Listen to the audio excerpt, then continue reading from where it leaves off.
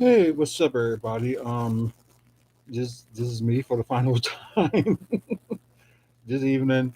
Like I said, I did do separate videos, like one for the Bucks, one for Impact Wrestling, which is going to be tomorrow at 9 p.m. Central Time, and now we get to talk about Survivor Series and the matches. Like I think most of all the matches has been set for Survivor Series on Sunday, but before we get into that, we're going to get into like the firings that they had this past, well, budget cuts, as they claim.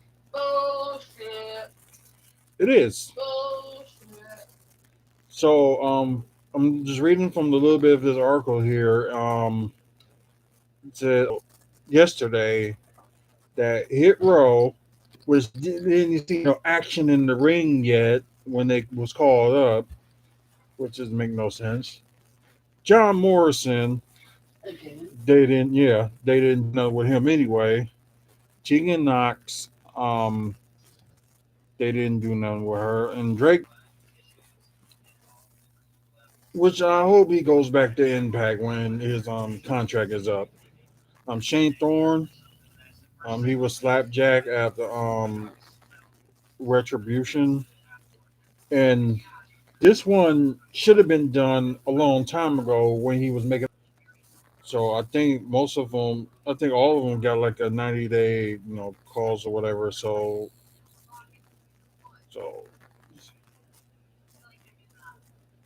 so mainly like around mid to late February, that would be done with the 90-day calls, which is so stupid and just so retarded.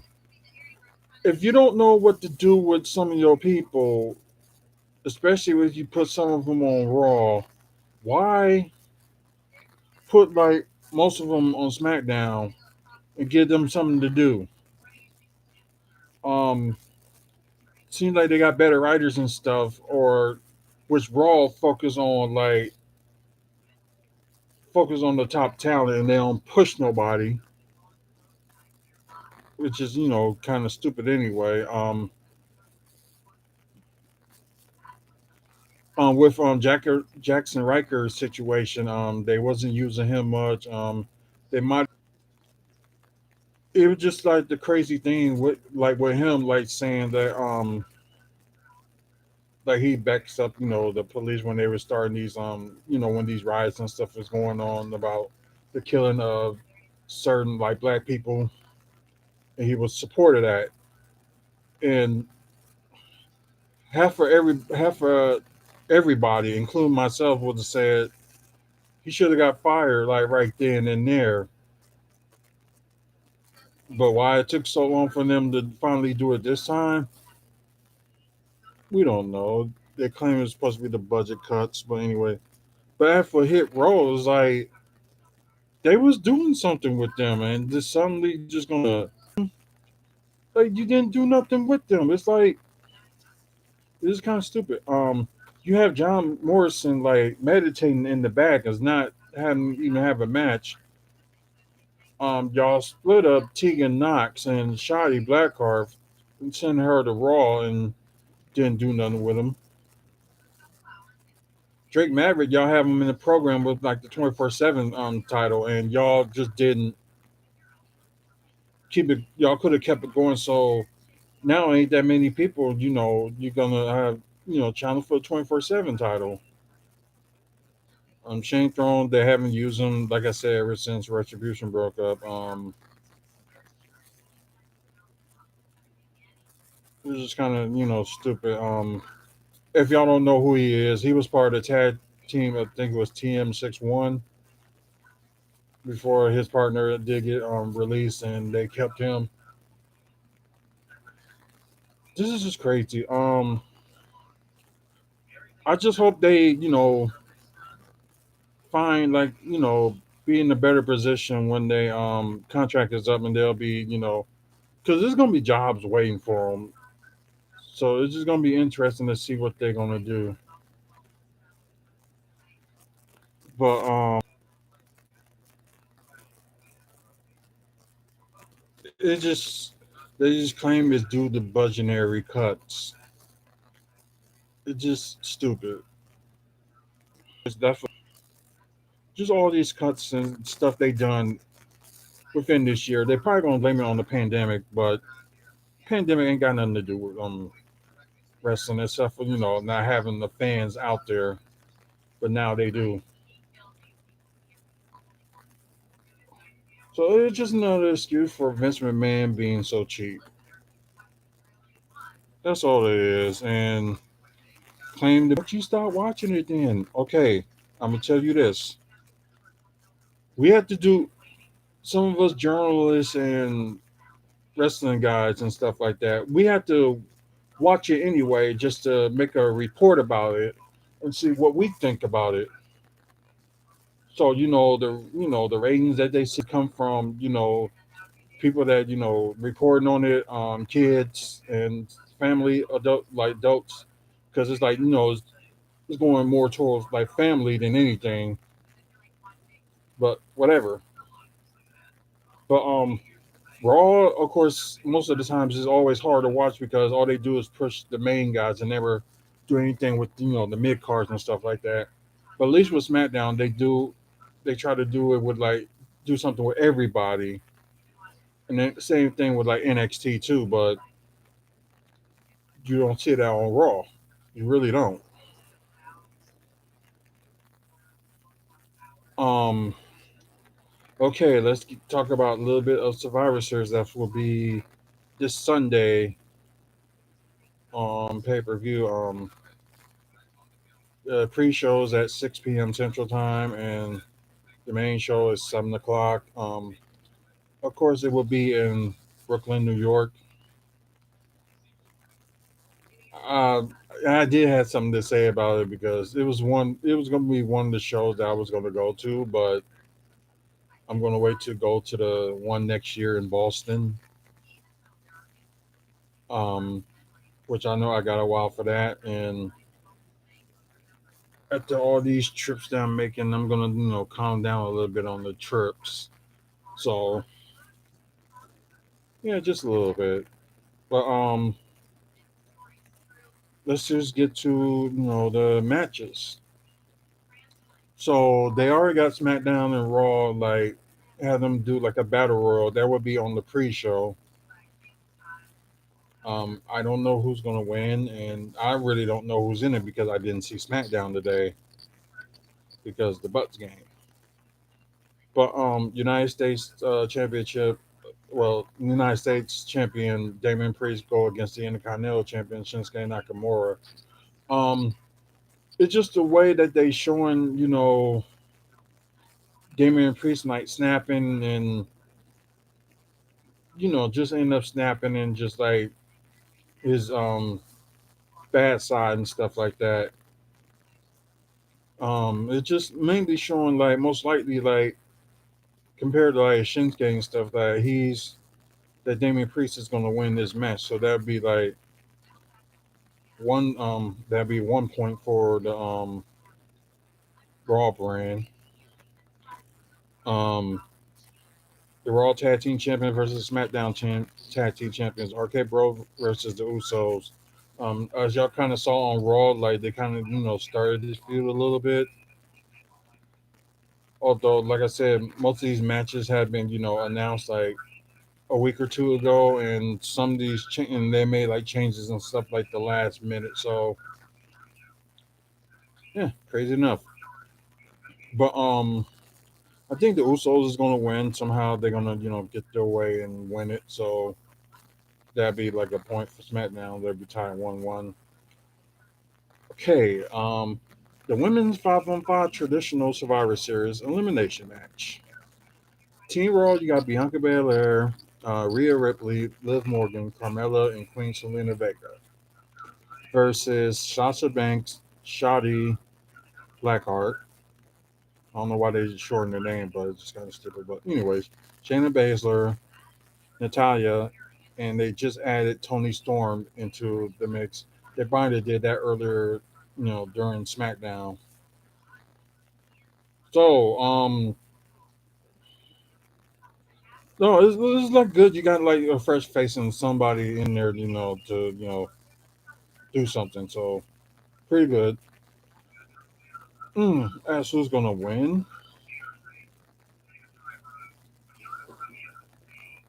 I don't like it, but I think most likely, they got like Bianca Belair and Rhea Ripley. I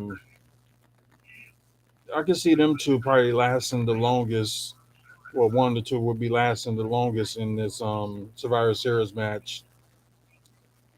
The only people but then again, with the Team SmackDown, you don't can see like Shayna Baszler and Natalia, so it could be up to them two.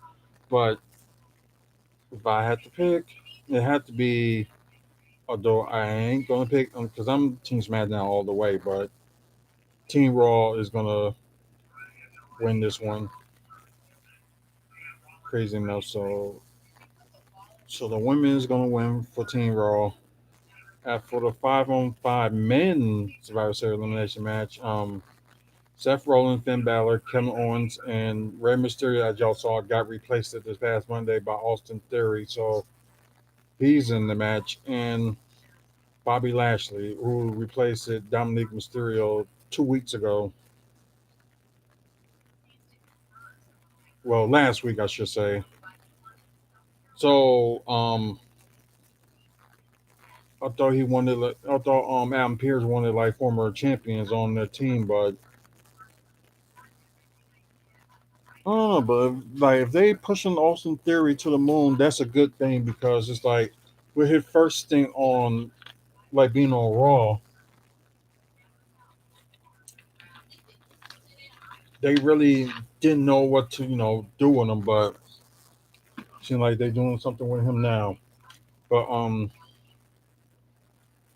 okay, now Team SmackDown, you got Drew McIntyre, King Woods, Jeff Hardy, Happy Corbin, and apparently there was a fatal four-way match for the person that I'm entering as the final person for a SmackDown team. I think it was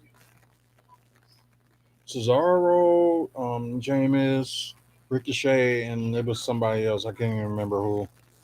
But Sheamus ended up winning the match, so Sheamus is on Team SmackDown. So this is really interesting, and sorry being like a SmackDown guy, but I like their chances in this match. So most likely, I think Team SmackDown is going to win this match. Um, let's see, the Raw Women's Championship match. Oh, not championship, but Raw Women's Champion Becky Lynch versus SmackDown Women's Champion Charlotte Flair. Um, I guess you know the real feud that they got since they switched the titles and how bad that Charlotte made Becky look, and I guess from like after all that, I am pulling for Becky Lynch to win. So sorry SmackDown, but yeah, I'm going with Becky Lynch on this one to beat Charlotte. Um, Now the WWE Champion versus Universal Champion Roman Reigns and Big E. This is sad because I like both of them, and I would like to see either one of them win. But like I said, I'm Team SmackDown, and I'm gonna go with Roman Reigns for this match, and I think that's gonna be. I believe that will be the main event of the evening, which probably is, and who knows, they might change up the matches, but I'm just guessing that it might be the main event. But like I said, it might change.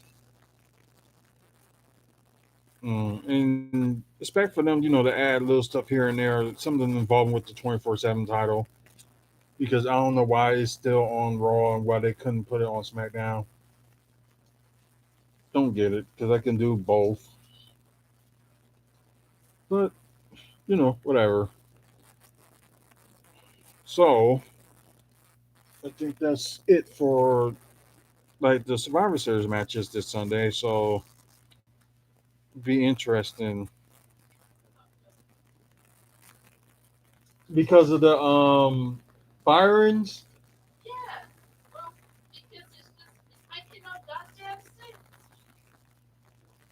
No, it's not. It's not making sense. But I know we're gonna talk about this. We're gonna talk about it more this Monday on Aftermath, which it would be pre-recorded. So that's probably one of the things we're gonna talk about. Then we're gonna talk about these um matches that happen. So interesting enough. But anyways, that's it for me. Like I said, that's the final video of the day that you get to see. Yeah, you're right. WWE does ruin everything. Let's see, profit in the pandemic, eight figure in Saudi Arabia, but they pulled budget cut card. Yes, they did. You're right. They did. You're right. They probably did made a lot of money in Saudi Arabia, but They make buku money right, because it's the prince who's over there who pays them to go over. right, and so there's no excuse for them to say they need to do with like budget cuts and stuff, and they made like a lot of money. A friend of mine said that they made like eight figures over there. I've got friends from school who live over there, Mm-hmm. and it's advertised how much they pay for it. And it's buku money. The Vince gets paid to have them brought over there. And the Saudi Arabian prince and everything Mm-hmm. pay the wages of the stars, so it don't even come out of their goddamn pocket when they're going over there. Yeah, that's just sad. They don't even pay for flights. They go over on the prince's own personal airlines and shit. So, you know,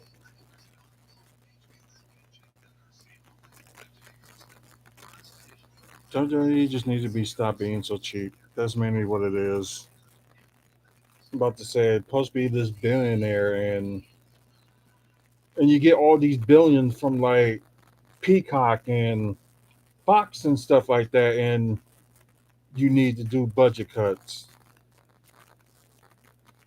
I think that's like how cricket, you do some business with some people, how it is. And Tanya Vackery, formerly known as Frankie Moet, she got upset about John Morrison being fired and said like, seems like this company don't care about anyone but themselves. they don't. That's the thing. Yeah, that Vince needs to retire and hand over the reins to people.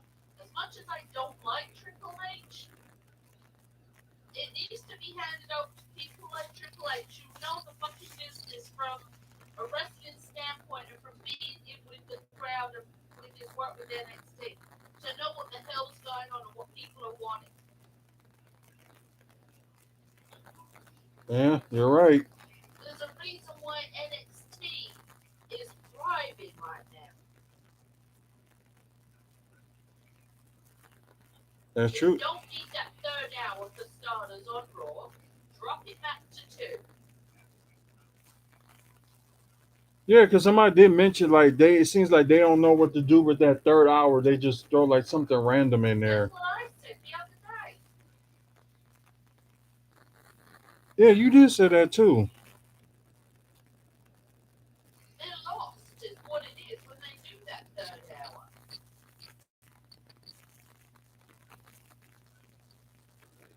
It's just they just really just need to do something, especially like with Raw. And although And you, there's not an excuse for it. They've got the talent. They just keep going with the safety. And the same old people and the same old goddamn matches. And then they wonder why their fans get bored. right, especially you don't show your champion like multiple times in the evening, Yeah, which don't make no sense. It's like have him be out there, talk what he needs to say, and that's it for the night. right. Like show your other talent. You got some amazing talent that you just got rid of over the past couple of months. Right. And the sad part is that that talent could have made like They fucked around with Nia Jackson bullshitting up her storyline Mm-hmm. when they did the two. And let's be honest, the list goes on and on. She ain't the only one they did that to. Right. I don't particularly like AEW because it just seems like at times a washout. You know, it's where WWE stars go to retire. But at least, I'll say this, at least they're trying to do something different with some of the wrestlers and stuff. Right.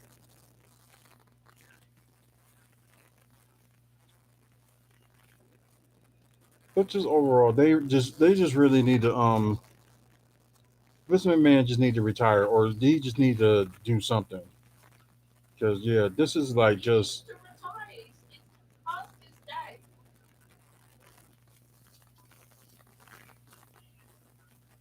yeah, and sad enough, he got like a lot of yes mans like on this side too. That just like, He put dick suckers on his side.